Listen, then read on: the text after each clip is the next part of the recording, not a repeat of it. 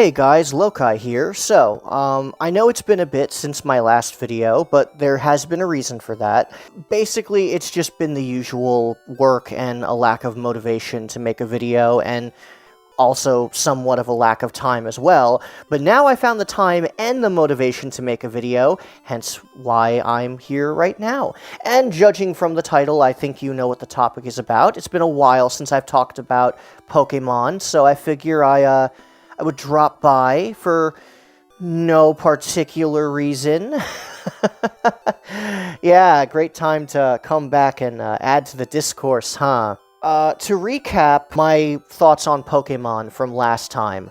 The last time I talked about Pokemon was when Legends Arceus and Brilliant Diamond and Shining Pearl were announced, and that was the last time I discussed anything with the series. I've hinted, at my disillusionment with the franchise, here and there in some other videos, like in the Nintendo rant, I made a jab at the games, but for the most part, I've been fairly silent, because, simply put, I have not played a Switch mainline Pokemon game since Let's Go Eevee.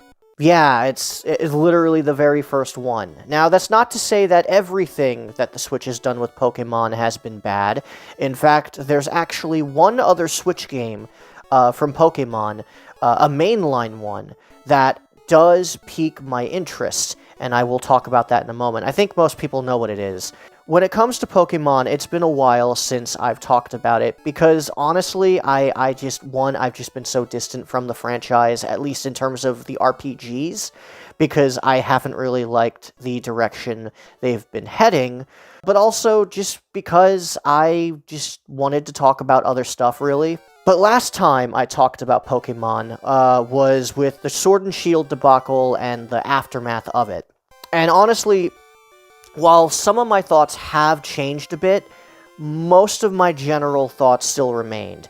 At the time, my opinions were, I really hate that they're cutting basically over half of the national dex and they're removing so many Pokemon. This isn't in the sense of oh, you can't, the Pokemon aren't in the game, but you can still transfer them. That's the usual. No. I mean, the Pokemon just were not in the game. And they would never be in the game. And you would never be allowed to transfer any of that species of Pokemon to Sword and Shield. And that was a big controversy, the Dexit controversy. I'm sure if you're a Pokemon fan, and most Pokemon fans are, you know what the Dexit controversy was. Basically, when Sword and Shield was shown off at E3, Masuda, I believe, talked about how you could only transfer Pokemon that are native to the Galar region. And there was no national dex, and they were cutting a good chunk of the Pokemon that were in previous generations. They just would never be in the game. No future Pokemon games would ever have all of the Pokemon, period. So whatever was coded into the game, that's all you're gonna get. Maybe they might add some Pokemon via DLC, but that's about it. And a lot of people were not happy about that. And a lot of people offered suggestions maybe to delay the game, which we knew wouldn't happen because Pokemon generational games in general have to line up with the card games and the anime, so we knew that would never happen. Some suggested adding them via patch updates, and in a way they kind of did with the DLC. For $30. Yeah, they never did that, and there was a big stink about it. And the reason why people were mad, besides the fact that they were cutting most of the Pokemon, and every Pokemon is someone's favorite, the big reason why people were mad wasn't so much the announcement, but rather the reason. Masuda said that the reason why they were cutting the national dex was because of the fact that there were so many Pokemon, and they couldn't possibly animate and model all of those Pokemon, so they decided to just, it was too much, it was too much of an ask, and they wanted to focus on better balancing, better models, and better animation. And that actually is pretty reasonable. That's actually a very good reason to not have a national dex. Remember, now there's over 1,000 of these motherfuckers. So having to actually make new models and animations for all of these guys would be a nightmare, and I can totally understand why they would want to cut the national dex. However, it was basically confirmed that the Pokemon did not have new models, for the most part did not have new animations. We're still using the same animations and models from the 3DS game, just slightly updated. In fact, the models weren't even really updated either, because the models were actually made for HD hardware. They were future-proofed. What we got in the 3DS games were downgraded models for the sake of putting them on 3DS, which, to be fair, is actually very, very smart. And honestly, I don't even really mind the models themselves. I mean, my problem with the models is their animation. Their animation is very stiff, it's lifeless. But the actual model quality is fine. But the thing is about those new models, they weren't new models. The Pokemon introduced in Generation 8 had new models, obviously, but that was just the Generation 8 Pokemon. The previous generation Pokemon, no, they didn't get new models because, well, yeah, they didn't.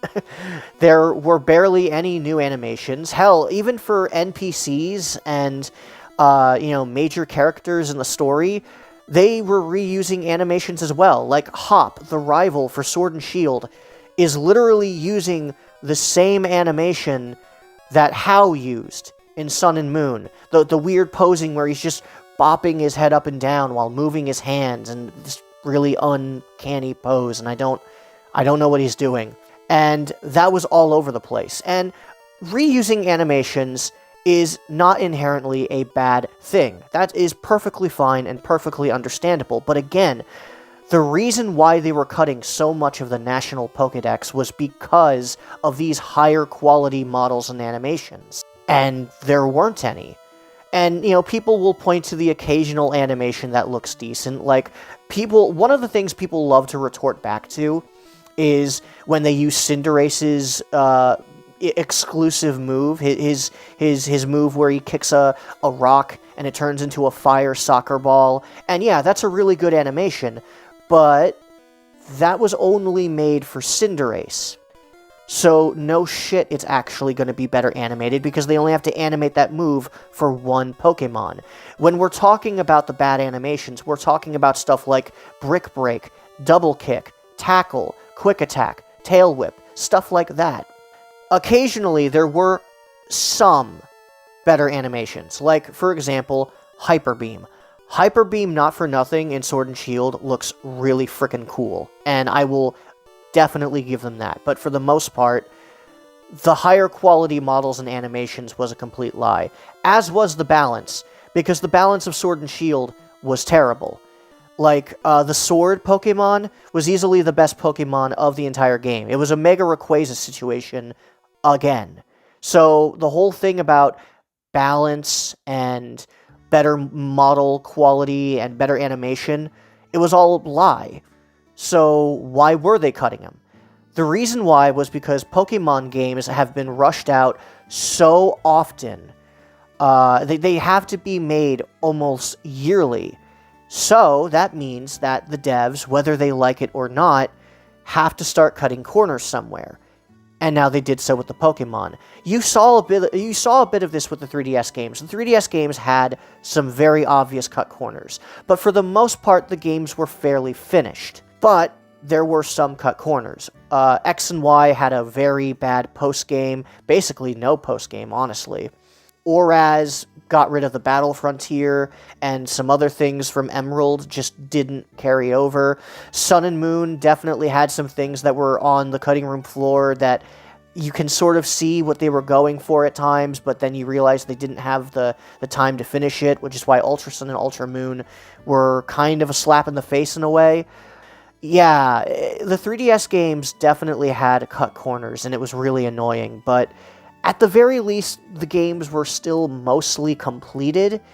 Really, the Switch games, though, were now cutting the Pokemon themselves, and that was really unfortunate. But what was even more unfortunate was the reason that they gave was just a complete lie. And I was really upset with this, so I didn't buy the game. I boycotted, essentially. And I know people are going to say, oh, you're pathetic. You call it a boycott? How's your boycott going?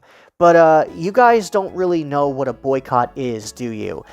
Now, when I say I'm boycotting, I'm not making a call to arms to get people to boycott the game. Because let's be frank here, it's Pokemon. I knew that people wouldn't stop buying the games. I knew people have no self-control. And look, for the record, if you bought Pokemon, if you bought any of the games that I'm going to complain about, that is absolutely fine. You know, hell, I have bought games that, you know, really should not, I probably would say are scams, you know? Yeah, sometimes, you know, even if, like, sometimes even if you know that, you know, the games themselves are not the most well-made, if they bring you joy and that's worth it, worth the price to you, even if the price isn't a good one, if you just want to buy the game because you're fed up with, you know, real life and you just want to escape from it all, that is absolutely fine. I just want to stress this right now, I am not attacking your right to enjoy Pokemon. I will be very critical of Pokemon and Pokemon fans in this video, but if you love any of these games, that is absolutely fine. Hell, some parts of these games actually do look fairly cool, and I will give credit where credit is due.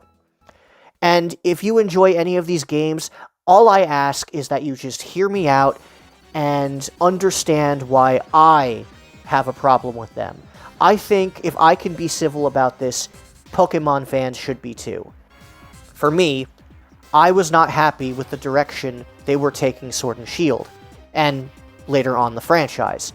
So I decided, this looks like garbage, and it also just seems like they're cutting corners now. And I kind of had a feeling that if they were cutting the Pokemon, like, it started with the 3DS games while still being good, and I do enjoy most of the 3DS Pokemon games. I do enjoy X and Y. I really like Oraz, and I do enjoy Sun and Moon. Ultra Sun and Ultra Moon I'm a little more split on, but still, I enjoyed most of the 3DS games, but I could definitely tell there were some diminishing returns. There were some things that were very obviously planned that just weren't a thing. And, you know, it was, not to say it hasn't happened in Pokemon before, but it was becoming more common. And then Sword and Shield was basically the straw that broke the camel's back. And I knew that they were probably going to have to continue down this route, because, well, it's Pokemon. It has to come out every year. What else are they supposed to do? And I was mostly right on that assumption, unfortunately. Not to say that there weren't some good things happening with the franchise, but man... Oh, you know, with some of the stuff that's been happening with some of the other games, bitching about the Dexit stuff feels like such, like... It feels like nothing nowadays, because of just how much other shit Pokemon has gone through as a series. I'll get to that in a moment. The point is, I decided not to buy it. I was not happy with what they were doing. I was not happy about being lied to. You know, and, you know, look, was I disappointed that the game sold well? Yeah, I was a little disappointed, but it was to be expected. I knew that the games would still sell well, and I threw my hands up and I was like, okay, I mean, hey, you know, it's whatever. I'm still not gonna buy it, you know, and that'll be that, you know. When I decided to boycott the games, it was a personal boycott. Do I encourage others to boycott? If you truly feel that these games are not worth your money, then yes, I do encourage you to boycott. But if you don't want to, you don't have to.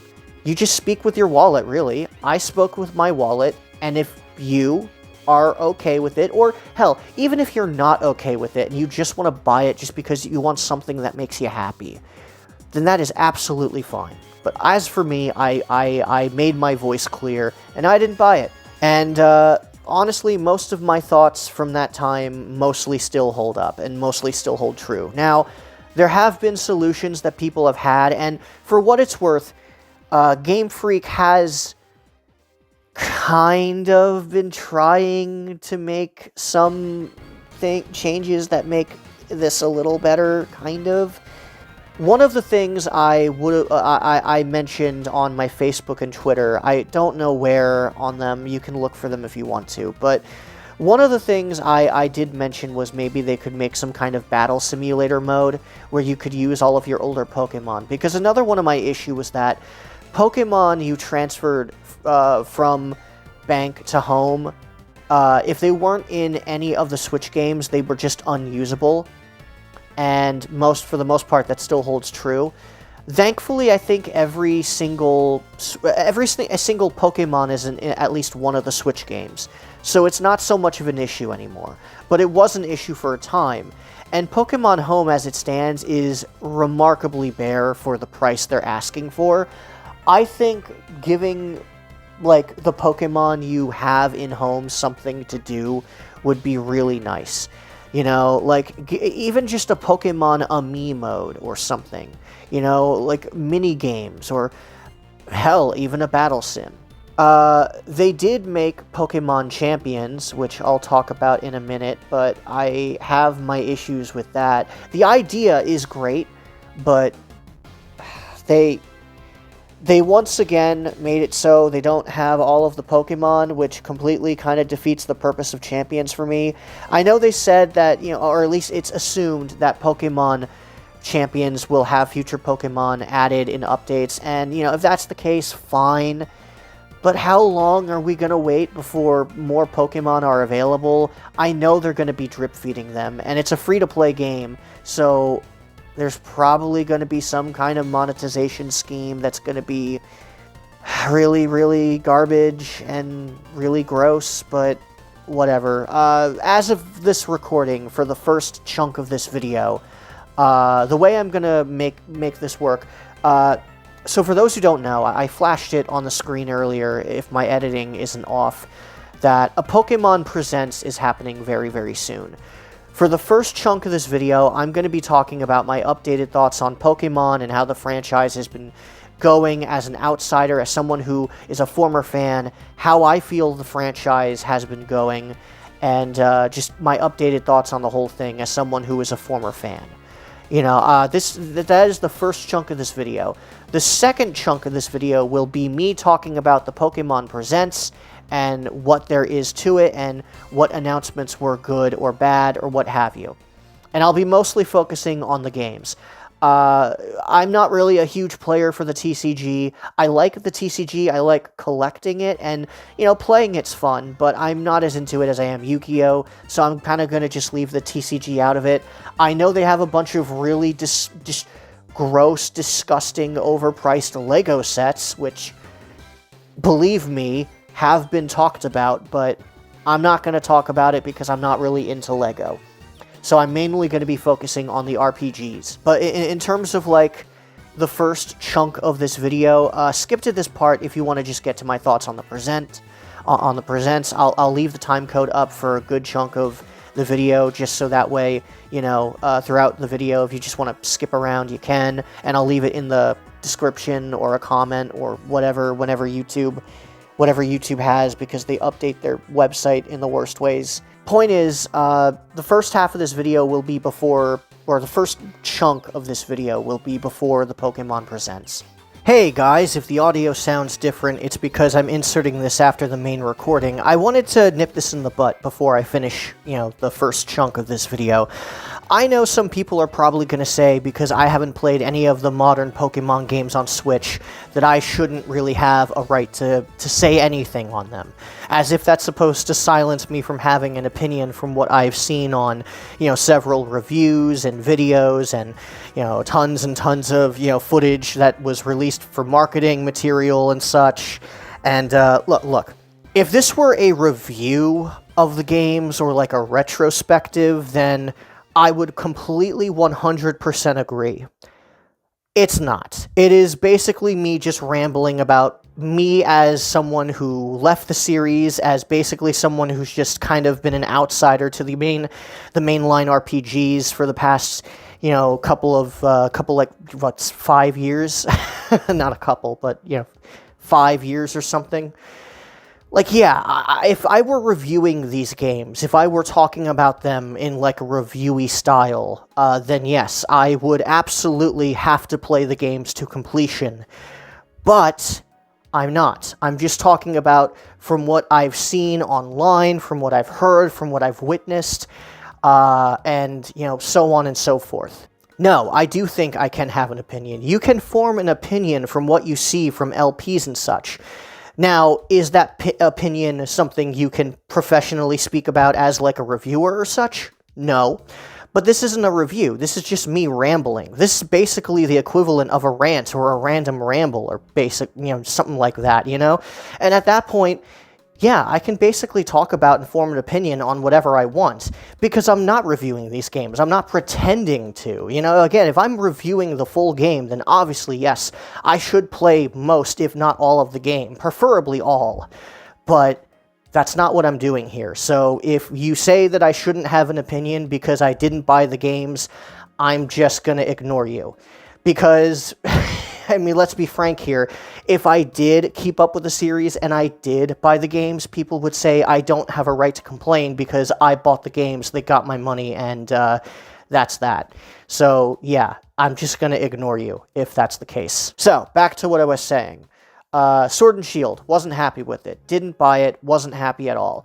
Last time I talked about Pokemon was when Brilliant Diamond and Shining Pearl were a thing, and Legends Arceus was just announced. I did not cover them when they were released, mostly because I didn't buy them. When those games were announced, a lot of people were not happy.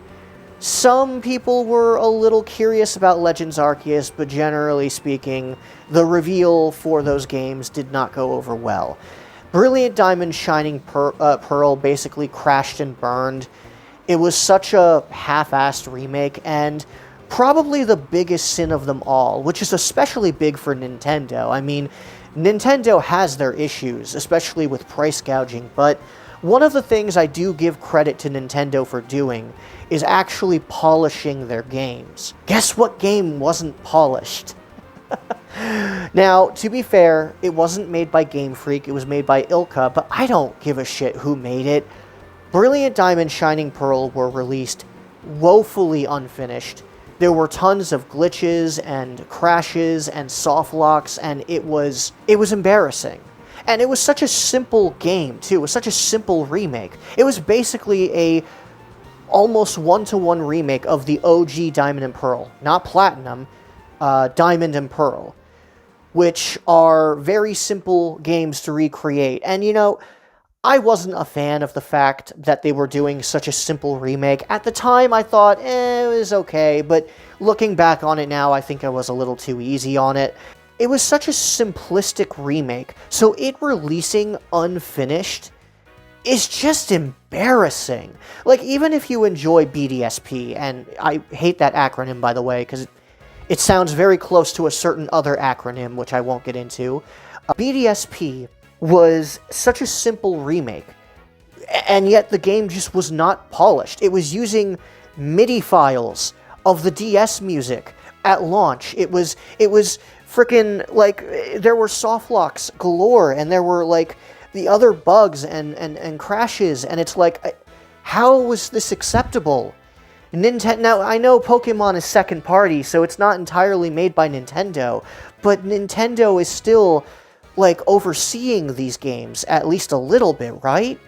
I don't know, man. It just, the fact that they were so unpolished was just so jarring.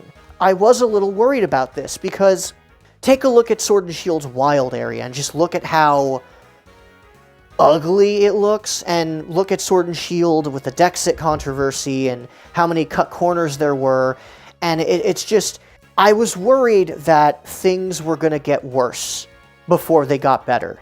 And boy, at times did they get worse. And there's two games in particular that really showcase this. One of them is BDSP. The other one, I think, is pretty obvious. BDSP being such a simple remake was kind of really disappointing, because the other Pokemon remakes have literally been, like, more than just Oraz and Heart Gold Soul Silver and, Fire Red and Leaf Green weren't just your typical remakes. They were basically the original games, but with the modern Pokemon gameplay. Like, they updated the gameplay and the battle system to be that specific generation. And they were treated as the next big thing for Pokemon. This remake, on the other hand, wasn't treated as that. It was treated as, it's a remake, people have been asking us for it, you can stop asking now, we're doing it. Meh. And it just felt really, really underwhelming. But, it could have been forgiven as just sort of a non-full priced, just budget game. It was a full $60. Because of course it was, and even worse, it was busted at release. It's a little better now, but there are still bugs and glitches here and there that were never fixed, and it's just embarrassing, Like, considering how so low budget the game looks and feels, the fact that it released so undercooked was just so lame. But, it wasn't the big showing. It wasn't the big thing. The big thing that was announced at that Presents was Legends Arceus. And when it was announced, go back and look at the announcement trailer. It was worrisome. It looked horrible. The concept was really cool, but it looked miserable. It looked like it was in like pre-alpha stages almost. It was so bad. Eventually, they showed more of the game, and it looked way more complete. And when Legends Arceus released, it actually turned out fairly solid, from what I hear. Now, I didn't play it, but I was always interested in playing it, because I heard really good things. And to this day, the one Switch Pokemon game that I am actually fairly interested in playing is Legends Arceus. I will give that one a play. I'm looking to try and find it for a decent price, because money's a little tight right now, and I think I know where I can find it. I do want to play it sometime soon, like sometime this year. I actually do plan to pick it up. I do hear it is a bit janky and unpolished, but, as unfortunate as that is, the game itself makes up for it, and I hear it is very solid. So, credit where credit is due. Game Freak really buckled down and really polished it up. And, not for nothing, some of the ideas that are in Legends Arceus are things that I do think should stick around. And it seems like they have. It seems like a lot of the ideas from Legends Arceus and the next game after this, Scarlet and Violet, are actually like really good ideas. Execution notwithstanding. But, Legends Arceus overall, I heard was a really, really solid game, and I do plan on picking it up at some point. Then, Scarlet and Violet. This one... oh boy, this one hurt. So, Scarlet and Violet, from what I heard, and from what I've seen, looks rough. Even now, it still doesn't look and play well. It does play better on Switch 2, but the game is still riddled with jank and glitches and crashes, and there's a memory leak issue that the longer you play the game, the more it lags, and it's just, it's pretty bad. It was so bad that I think Nintendo actually did speak up, and I think even apologized for it. And I know people are going to say, oh, but Legends ZA, the most recent one, that was one of the most polished, games, but Scarlet and Violet, people hold to a little bit of a higher... how do I put this? I'm not saying the Legends games don't deserve to be called mainline or anything, because they are mainline. They're made by Game Freak. I do consider them and Let's Go mainline. If people don't like it, I really don't care. I consider them mainline. But let's be honest here. Legends is not quite the same thing as the main generations. It's not, and that's okay.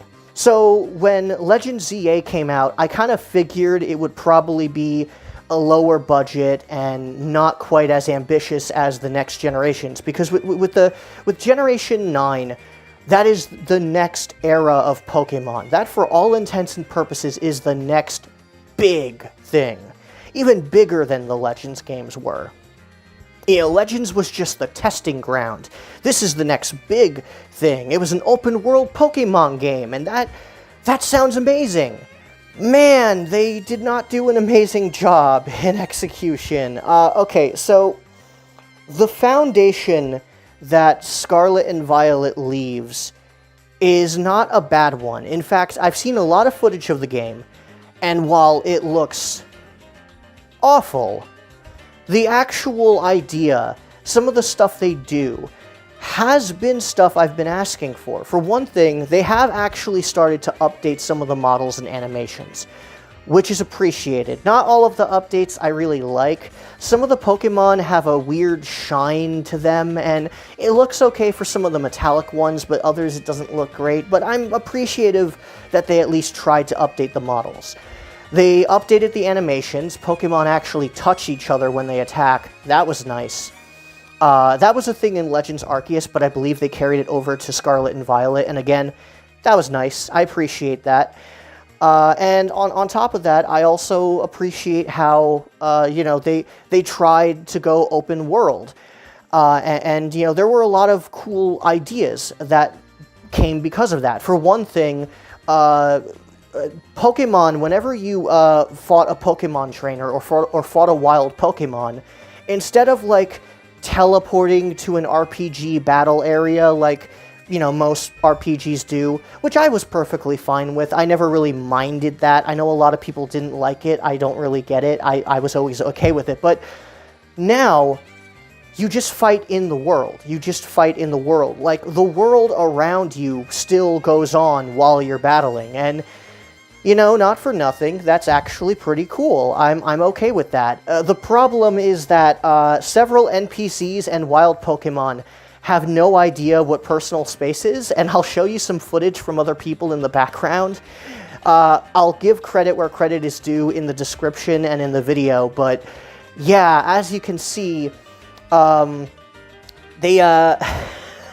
need to polish that up a little bit if they want to do this again, or they could just go back to having, Pokemon fights in, their own battle arena field thing.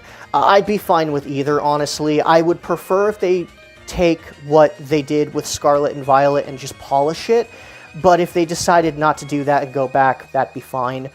The open world is very barren and empty, and it feels like there wasn't much thought placed into it. You can't even go into buildings now, which is a lot of people say that, oh, but the buildings weren't interesting in previous games, but it's yeah, but that's most RPGs. Even RPGs like Final Fantasy VII for the PlayStation had plenty of reused buildings, and that's still considered one of the best games of all time. Final Fantasy XV does this a lot, with a lot of the diners having the same layout. The reason why we complain that that feature's gone is because it makes the world feel lived in. Yes, obviously they are going to have to reuse a lot of interior designs, because with an open world, they're going to have to reuse assets here and there. It's just how it is. It just isn't feasible to make every single building you go into have a different interior. But, it is nice to go into a building and talk to people. It's nice to go into a building and, do stuff. It's nice to go into a building and shop, And, in Sun and Moon, go back to Sun and Moon, and there's a lot of buildings you can explore that really don't have any purpose other than just talking to people. And yeah, most people probably just skip this stuff, but, it still adds to the fact that it's a living, breathing world. And, even if a lot of the areas are reused, it's still nice to have it. But now we can't even get that. We can't even go inside buildings unless they're important, and that's just kind of lame. And then, there's also the crashing and the bugs, and it was just an absolute shit show. I remember, bitching about Dexit, and I was really hopeful that, okay, even if they don't have all of the Pokemon, maybe they'll take some of the criticism to heart. Maybe now that they don't have to worry about putting every single Pokemon in the games, maybe they can focus on updating the games and actually giving us those higher quality models and animations. Now we can't even get a finished product. Like, remember when I said that, like, the Dexit stuff felt like... the Dexit stuff feels so quaint by comparison when it comes to complaining about Pokemon. Like, it's bad enough we can't have all of the Pokemon in a single game. Now we can't even get finished products, you know? It's just... And for the record, I know, before anyone tells me that game development's hard, I know it is, but I'm sorry, like, products like BDSP... Like, and again, this isn't just a one-time thing. BDSP, broken at launch. Scarlet and Violet, broken at launch. Legends Arceus, even, as good as the game is from what I hear, is still very janky, you know? And yeah, Legends Arceus, I hear, is great in spite of that, but it is still janky, and it is still a bit buggy. Now, I do hear that Legends ZA did polish up the game. You know, the game's more polished than the previous games, and that is really nice, but I don't know if that's going to transfer over to Gen 10. Legends ZA isn't an open-world game. It's mostly just you in Lumio City. And, you know, whether ZA is good or not, I'm not going to get into. I haven't played it. I haven't really been following the marketing. Honestly, the game really looks kind of bland, but who knows? Maybe I'm missing out on something. I don't really know. Either way, the game is just a city, not an open world. Generation 9, Scarlet and Violet, is an open world, and I am assuming Gen 10 will be open world. So, because Generation 10 is going to be an open world, it's going to have a lot more to prove. It's going to be a bigger undertaking. And if Scarlet and Violet is the best they can muster, I'm sorry, that's just not acceptable. Now, Gen 10 at this point has yet to be announced, and it could blow me away, and I'm hoping it does, but I can't exactly be optimistic when Scarlet and Violet was the last main open-world game, you know? And, you know, yeah, you could argue it was a first attempt, and yeah, I get it, first attempts can be tough, but the game had issues that were not because of first time, you know, making this game stuff. I don't know what you would call it. You know, you know, this isn't like... There have been plenty of games that have done something new and have messed up because it was the first time they were making a game like that. And, you know, I can excuse flaws like that, you know? Like Sonic 1. Sonic 1 is the first Sonic game. Of course it's going to have rough edges. I don't really like playing it that much, but I, you know, still respect what they did, and it laid the foundation for some great games later on. But, you know, Scarlet and Violet, while it does lay a foundation that I'm actually really excited for, I gotta be honest, like, the actual execution of said foundation is really bad. Like, look at this. Look at the footage I'm showing you. And this is commonplace. This is stuff people have run into. These are common issues. I'm sorry. That's just not acceptable. I want Gen 10 to be good, I really do, but I won't lie. I really hope they take their time a little bit, you know? I know that Generation 10 has to line up with the merchandise and the card game and the anime, I guess, kind of, but I don't know. I feel like maybe they should rethink what they're doing if they really want to go open world. They gotta put the effort into, they gotta put the elbow grease into it, you know? And I get it, it's hard, and making an open worlds, I don't envy people who make open worlds, alright? It sounds awful because of how big some open worlds are, but this shit's been done by other developers. I don't see why... Yeah, Game Freak, I know, has a much smaller staff than most of those devs, but I've seen many small teams do amazing things. And I think Game Freak has the talent for it. Hell, one of their most recent games that were announced that isn't Pokemon looks fucking gorgeous. And I want to see some of that passion in Pokemon. Obviously, it doesn't have to be as grandiose as whatever game I was thinking of, which I'll show footage of in the background. Future me, put the name at the bottom, please. But I want some of that passion and polish into Gen 10, please. Please, please, please. So that's my current stance on Pokemon, on modern Pokemon and all of their RPGs. I also, There's also another controversy that's been going around, and I'm gonna make this brief. So Fire Red and Leaf Green is getting re-released on Switch and Switch 2. Fire Red and Leaf Green, for those who don't know, are the Generation 1 remakes. I don't know how many Pokemon fans follow this channel, or non-Pokemon fans, so I'm just gonna and anyway, they're remakes of the first games. That's basically what Fire Red and Leaf Green are, and they're based on Generation 3's battle system because that was the current gen at the time.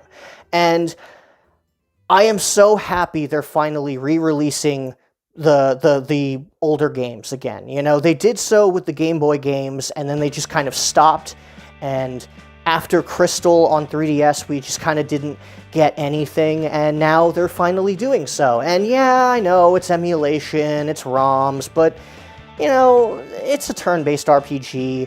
You know, having ROMs is fine, and they're gonna have Pokemon Home support. So, what's the problem? Well, like with a lot of things with Nintendo and Pokemon, it's the price. So, there's been a big stink about Pokemon Fire Red and Leaf Green being $20. Now, when I say $20, I don't mean you get both versions for $20.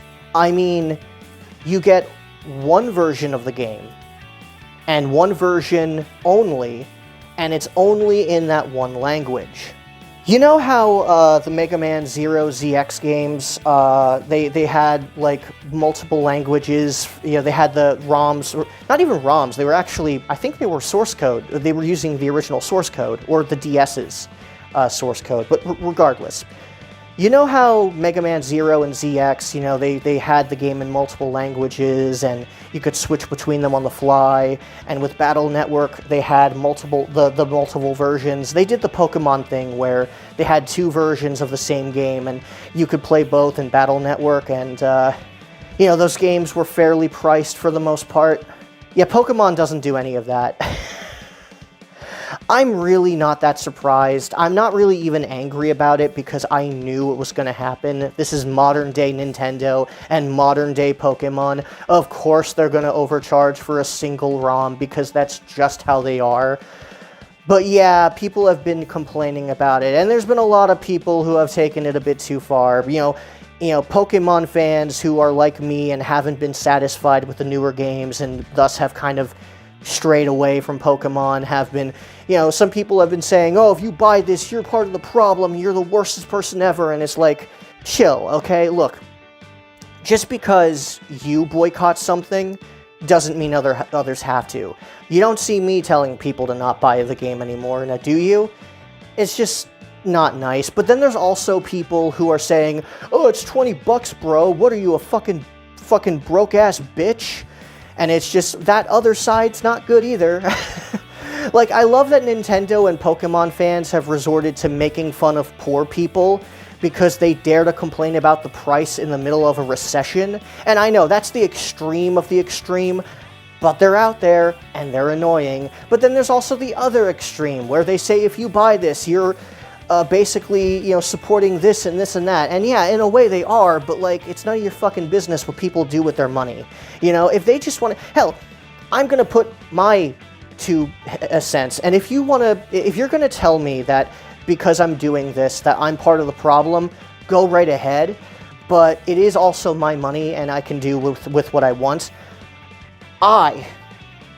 Despite not liking the price, I will fully admit that the price of $20 for this is bullshit. But I'm probably still going to buy at least Fire Red on Switch, because at the end of the day, it is Fire Red and Leaf Green on Switch. I recently played Fire Red for the first time on an emulator, and I had a great time. And I do want to play Fire Red on my Switch.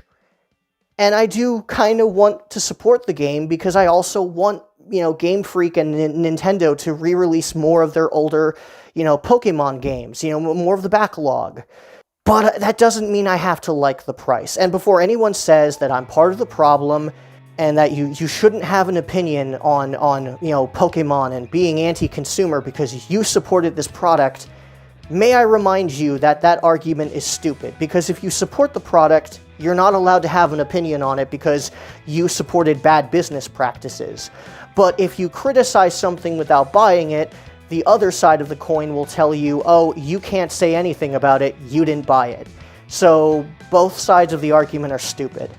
And let's just be frank here, it's your money, you can do with whatever you want to.